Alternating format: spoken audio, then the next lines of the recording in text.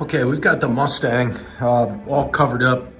Like I said, we're gonna do the sealer, base coat, and clear coat just on the engine compartment because it's gonna make it a lot easier when it comes time to paint the car to not have to deal with all the nooks and crannies that we got going on over here. So I'm gonna try and set this camera up somehow that you can see it, because we're actually kind of busy today and using two cameras. So stay tuned.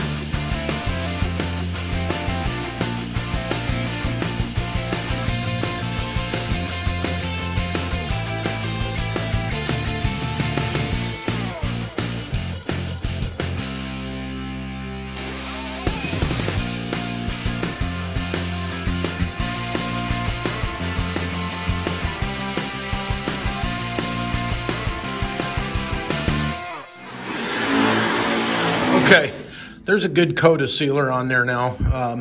Keep in mind, we're not trying to paint the car here. We're not trying to paint it gray. All we want to do is get a nice coat of sealer on there to give the red a nice base to cover. It doesn't have to try and hide any black parts. It doesn't have to try and hide anything other than a nice universal color. So we'll give this about 20 minutes to flash off. Then we'll come in here, mix up some red base, put some red base on it, and go from there.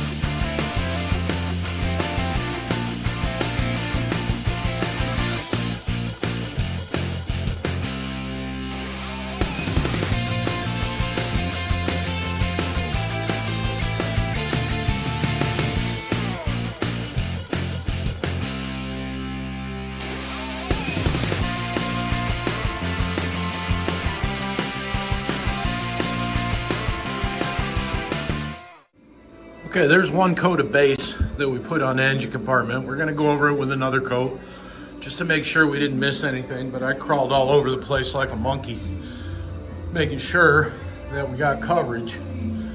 So this is the color. This is Ford Code T Candy Apple Red, which has no metallic, no candy appleness, no nothing. It's just a real pretty red color, and it's pretty atypical for a Mustang to be red. The other thing that some of you purists are probably saying is Mustang engine compartments are black. Well, we're doing this one red because it's going to showcase the motor we built for it and just be more apt to catch somebody's eye. So, and not only are we looking to do a real nice job for Mike, but we also want to have a real nice car to put out at shows. So that's it. Thank you. Okay, so there's our second coat of red base. You want to get coverage and then just kind of put another coat over it. You're not going crazy. Because it's a base coat, clear coat, it's going to be dull. It's not going to look shiny, but you want to go over it and over it with your eyes and just make sure that you've got everything covered. There's a pretty good chance you're going to miss something. I do, and I've been doing this forever.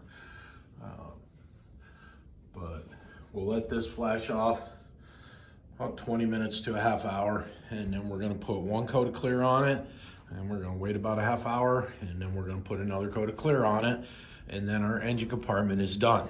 So the rest of the car, to paint the rest of the car, we don't have to concentrate on left and right and in and out and up and down and all this kind of stuff. So it should go a lot easier. But it's good to see this one finally getting in color.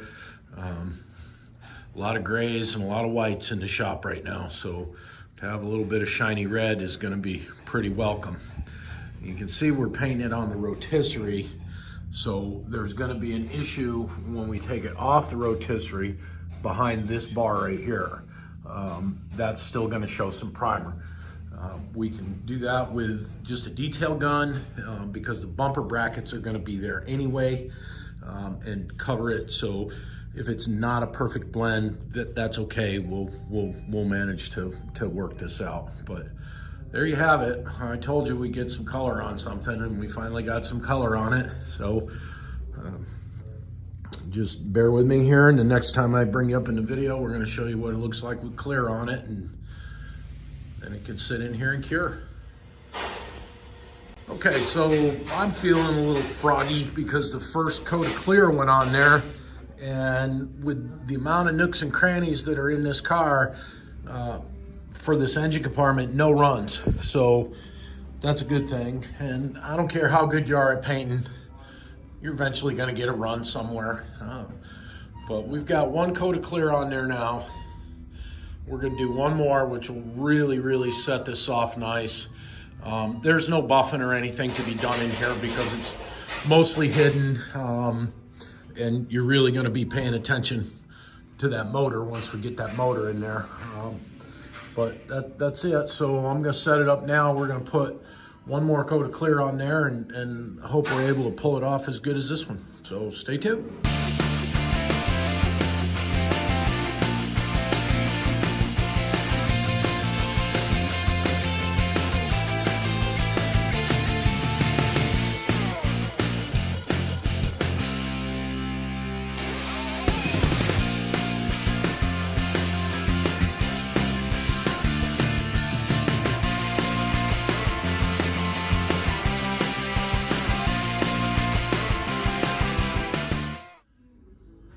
All right, so there you are. That's 2 coats of clear on the engine compartment. And everybody's got different ways of spraying. I've kind of tried them all. One guy says this works perfect. One guy says that works perfect.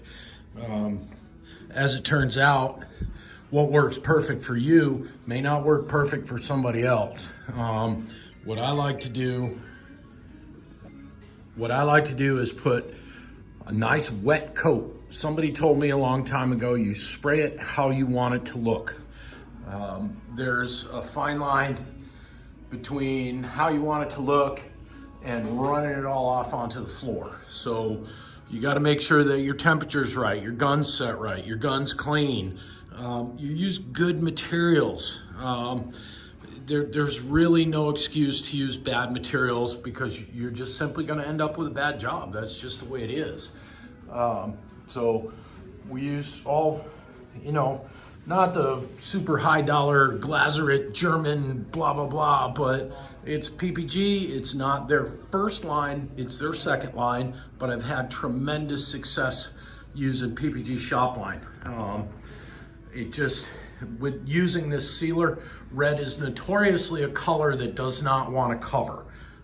This sealer, it covers phenomenal. It works great.